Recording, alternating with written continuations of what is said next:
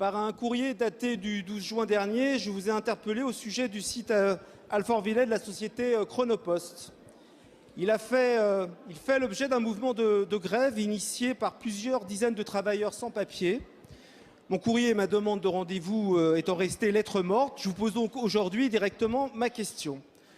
De quoi s'agit-il? D'une situation professionnelle et humaine inacceptable.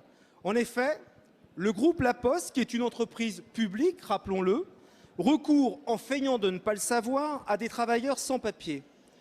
Il décharge ainsi les camions transportant les envois Chronopost et les trie afin de permettre leur distribution.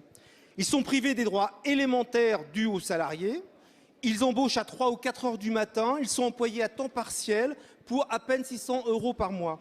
Et bien sûr, il n'est pas question pour eux de tomber malade ou de porter des revendications sociales.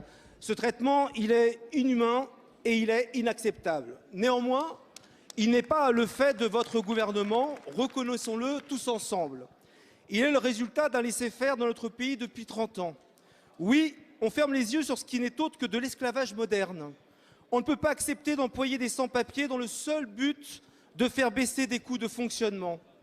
Madame la ministre, nous ne pouvons pas nous contenter des réponses alambiquées des différents employeurs, directs ou indirects, qui se contentent de se décharger de la question sur un tiers.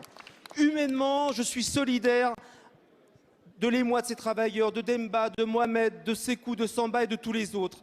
Ils sont confrontés au système inique de sous-traitance en cascade. Madame la ministre, ma question elle est claire. Êtes-vous prête avec le gouvernement à diligenter une enquête auprès du groupe La Poste?